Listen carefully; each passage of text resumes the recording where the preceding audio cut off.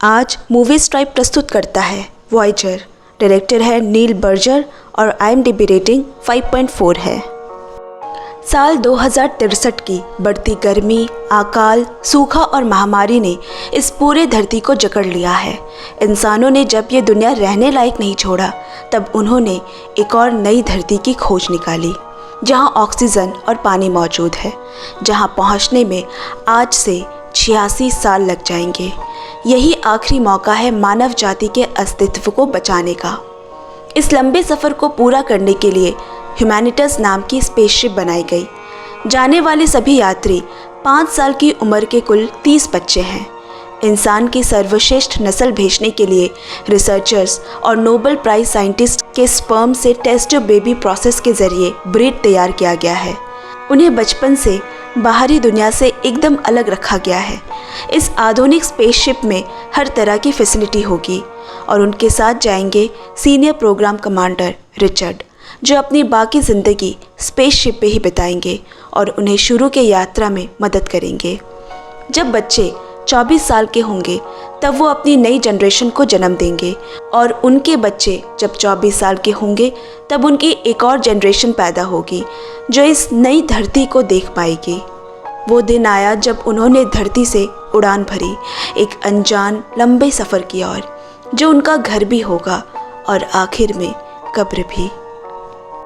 10 साल गुजर गए, बच्चे अब बड़े हो गए और ऐसा लग रहा है लोग अब इस डेली रूटीन से बोर हो चुके हैं।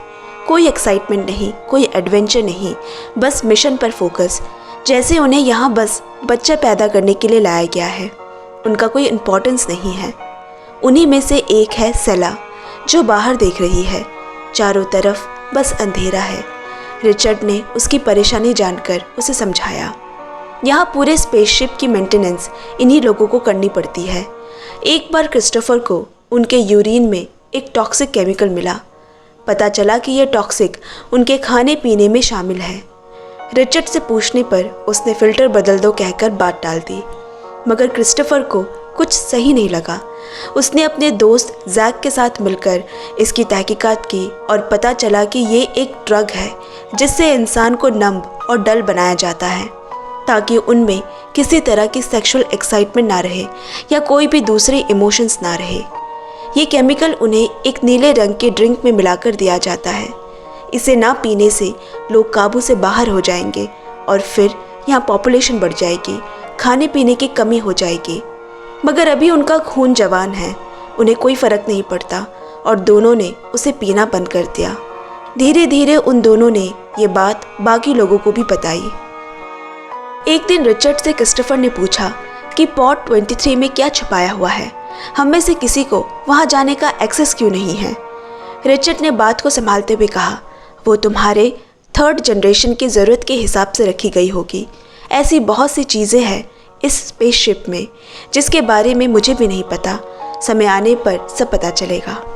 क्रिस्टोफर के जाने के बाद रिचर्ड ने धरती पर एक मैसेज भेजा कि अब ये सब बच्चे नहीं रहे, अक्लमंद है, इनसे ये सब छुपाना मुश्किल है। मैं इनका विश्वास खोना नहीं चाहता। ब्लू ड्रिंक पीना बंद करने के बाद से क्रिस्टोफर सेला की तरफ आकर्षित होने लगा। उसे बहुत कुछ ऐसा महसूस होने लगा जो उसने पहले कभी नहीं किया। वही खाने के टेबल पे बैठा जैक भी सेला की तरफ आकर्षित हो रहा है। उनके दबे एहसास बाहर आ रहे हैं। अब जो मना है करना, वो लोग वही करने लगे। कभी दौड़ते, कभी भागते, कभी कुश्ती करते, कभी यहाँ वहाँ चले जाते जहाँ जाना मना है। एक दिन ऐसा करते हुए उन्हें कुछ आवाज़ें सुनाई दी जो शायद इस स्पेसशिप के बाहर से आ रही है। उनका एक दोस्त कहता है, रिचर्ड का कहना है यह आउटर स्पेस के हॉलोनेस की वजह से है, क्योंकि हम यहाँ अकेले हैं और बाहर सब खाली है, मगर ये कोई एलियन भी हो सकता है। एक दिन रिचर्ड अपनी सबसे प्यारी स्टूडेंट सेला को धरती पे मिलने वाली कुछ चीज़ें दिखा रहा है। तभी वहाँ से गुजरते क्रिस्टोफर और जैक ने दोनों को एक साथ देख लिया। उनकी नज़दीकी को वो गलत समझ बैठे। उन्हें लगा कि रिचर्ड उसे हाथ लगा सकता है तो मैं भी ये कर सकता हूँ। यहाँ स्पेसशिप के बाहर कुछ कम्युनिकेशन टावर में गड़बड़ी की वजह से रिचर्ड ने जैक को असिस्ट करने को कहा। वहाँ सेला को अकेला पाकर जैक अपने आपे से बाहर हो गया और सेला के साथ बदतमीजी करने लगा। तभी रिचर्ड ने आकर जैक को हटाया। जैक गुस्से में वहाँ से चला गया। रिचर्ड उसे ढूंढते हुए फीबी से मिला, जिसने बताया कि जैक ने ब्लू ड्रिंक पीना बंद कर दिया है और कुछ दिनों से अजीब हरकतें भी कर रहा है। आगे जाकर क्रिस्टोफर से टकराया, जिसने जैक को नहीं देखा, मगर पूछने पे कि क्या वो ब्लू ड्रिंक पी रहा है, क्योंकि इन हालातों में हमें सिर्फ वही ड्रग्स काबू में रख सकता है, वरना जैक की तरह सब बेकाबू हो जाएगा। लेकिन क्रिस्टोफर ने भी मना करते हुए कहा, मैं भी वो नहीं पीना चाहता। सब कुछ फ्यूचर जनरेशन के हिसाब से ही सोचना होगा, क्या हमारा कोई हक नहीं हम पर? रिचर्ड ने कहा, अभी फ़िलहाल मुझे असिस्ट करो। जब कम्युनिकेशन वापस स्टैब्लिश हो जाएगा तब मैं स्टेशन अर्थ से इस बारे में बात करूंगा। बाहर रिपेयरिंग करते वक्त सभी को कुछ हलचल महसूस हुई और तभी यहाँ रिचर्ड के साथ हादसा हो गया, जिसमें इलेक्ट्रिक शॉक की वजह से उसकी मौत हो गई। ये हादसा कैसे हुआ, इस पे बहस होने लगी। किसी को कुछ दिखा, किसी को कुछ, एक को तो एलियन जैसा भी कुछ लगा। सब डर गए कि रिचर्ड के जाने के बाद उन सब का क्या होगा। लेकिन फिर वोटिंग के जरिए नया चीफ कमांडिंग ऑफिसर चुना गया। जैक इसके लिए सबसे ज़्यादा एलिजिबल है क्योंकि वो चीफ इंजीनियर है, इसीलिए उसे उम्मीद भी है। मगर वोटिंग में क्रिस्टोफर को सबसे ज़्यादा वोट्स मिले। नए चीफ कमांडिंग ऑफिसर के देखरेख में काम शुरू हो गया। एक दिन सेला रिचर्ड की चीज़ों को देख रही है, जिसमें उसके परिवार की कुछ तस्वीरें और वीडियोस हैं। तभी क्रिस्टोफर वहाँ आया। फिर दोनों साथ में वो सारी चीज़ें देखने लगे और उनके बीच नज़दीकियाँ बनने लगी। अब यहाँ स्पेसशिप का राउंड लगाते वक्त क्रिस्टोफर को सब काम से गायब दिखे। पता चला कि वो सब जैक के कहने पर फूड सिस्टम ठीक कर रहे हैं, क्योंकि खाना बचाना भी बहुत ज़रूरी है। जैक ने क्रिस्टोफर के चीफ कमांडिंग ऑफिसर बनने पे पार्टी रखी। सब बहुत खुश हैं क्योंकि इससे पहले कभी उन्हें पार्टी नहीं मिली थी। सभी ने जी भर कर खाया और जैक के कहने पे सबने ब्लू ड्रिंक लेना बंद कर दिया, जिसके बाद से सब कुछ बदलना शुरू हो गया। कोई डिसिप्लिन नहीं रहा। मारपीट, गुंडागर्दी, फिजिकल रिलेशनशिप सब होने लगा। जैक की बुरी नज़र पहले से सेला पर थी ही और अब वो बिल्कुल अकेली हो गई। लेकिन इस बार क्रिस्टोफर बीच में आ गया और दोनों दुश्मन बन गए। स्पेसशिप में बढ़ते मनमानी से सारा संतुलन बिगड़ गया। कोई अपना काम नहीं कर रहा। बात खून खराबा तक उतर आया। तब क्रिस्टोफर ने सबको कॉमन रूम बुलाया, जहां जैक से उसकी लड़ाई हो गई और स्पेसशिप दो ग्रुप में बंट गया। एक तरफ क्रिस्टोफर का कहना है स्पेसशिप का सर्विलेंस सिस्टम ठीक करना ज़रूरी है ताकि स्टेशन अर्थ से कनेक्शन बनाया जा सके। दूसरी तरफ जैक का कहना है कि फूड सिस्टम ठीक करना ज़्यादा ज़रूरी है। जैक ने सबके मन में डर पैदा कर दिया कि रिचर्ड को एलियंस नहीं मारा है और अब वो स्पेसशिप में भी घुस आया है। वो खुद एलियंस से लड़ेगा, स्पेसशिप के साथ साथ सबको बचाएगा और पहले की तरह इसे सेफ जगह बनाएगा। साथ ही उन्हें आज़ादी देगा, जो चाहे जब चाहे कर सकेगा। कोई रूल्स नहीं होगा। हम अपने लिए जिएंगे, ना कि फ्यूचर जनरेशन के लिए। इसके बाद आधे से ज़्यादा लोग जैक के ग्रुप में शामिल हो गए और बचे कुछ लोग क्रिस्टोफर के साथ। उनके ग्रुप को सर्वेलेंस सिस्टम ठीक करते हुए हादसे वाले दिन की एक वीडियो रिकॉर्डिंग दिखी, जिसमें साफ हो गया कि जैक और उसके एक फ्रेंड ने मिलकर रिचर्ड को कंट्रोल रूम से इलेक्ट्रिक शॉक देकर मारा है।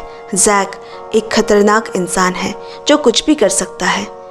वो सभी डर गए। उसी रात सेला और क्रिस्टोफर एक दूसरे के करीब आए। अगले दिन डिनर हॉल में इकट्ठे सबके सामने क्रिस्टोफर ने जैक की सच्चाई बताई, लेकिन इसके बावजूद जैक ने बात को इस तरह घुमाया और कहा कि मैंने रिचर्ड को इसीलिए मारा क्योंकि मुझे उसमें उस दिन एलियन दिखा था। मैंने ये हम सब के लिए किया है और अब वो एलियन हम में से ही किसी के अंदर है। सब घबरा गए। सब एक दूसरे को देखने लगे, किसके अंदर है एलियन। तभी जैक ने क्रिस्टोफर के ग्रुप से एक को पकड़कर कहा, इसी में है वो एलियन, और वो डरकर भागने लगा। लेकिन सब ने मिलकर उसे मार डाला। हालात बद से बदतर हो रहे हैं। लोग एक दूसरे के खून के प्यासे हो गए हैं। स्पेसशिप में हथियार ढूंढे जाने लगे। तभी क्रिस्टोफर को याद आया कि एक रूम है जिसके बारे में रिचर्ड ने उन्हें नहीं बताया था, पॉड 23। उस पॉड में मॉडर्न वेपन्स रखे हुए हैं जिसे क्रिस्टोफर से पहले जैक ने हत्या लिया और वो एक एक कर क्रिस्टोफर के साथियों को मारने लगा। सेला और क्रिस्टोफर के पीछे भी पड़ गया। भागते भागते दोनों डेड एंड पहुंचे जहां से बाहर सिर्फ स्पेस है। दोनों ने एक तरकीब लगाई और स्पेसशिप का गेट खोल दिया। जैसे ही जैक गन लेकर रूम में दाखिल हुआ उसे हवा बाहर खींचने लगी, लेकिन जैक ने क्रिस्टोफर को भी पकड़ लिया। अब दोनों ही स्पेसशिप से बाहर हो गए, लेकिन स्पेस सूट नहीं होने की वजह से जैक मारा गया और क्रिस्टोफर वापस लौट आया। स्पेसशिप का संतुलन वापस कायम होने लगा और इस बार सेला को चीफ कमांडर ऑफिसर बनाया गया। लेकिन अब रूल्स पहले जैसे नहीं रहे। उन्हें पूरी आज़ादी है कि वो जैसे चाहे रह सकते हैं, जिससे कि स्पेसशिप के काम में दखल ना पड़े। जल्द ही न्यू जनरेशन ने कदम रखा। वो दोनों समय समय पर रिचर्ड के वीडियोस देखते और उसके अनुभव से सीखते। धीरे धीरे 86 साल बीत गए और सफ़र के अंत में उन्हें एक नई धरती दिखी। मानव जाति अब सुरक्षित है और मूवी यहीं ख़त्म हो जाती है। दोस्तों, आज की एक्सप्लेनेशन आपको कैसी लगी कमेंट में ज़रूर शेयर करें और चैनल को भी पक्का सब्सक्राइब कर ले। आपसे जल्द मिलते हैं अगले वीडियो में। Bye bye, love you and take care friends.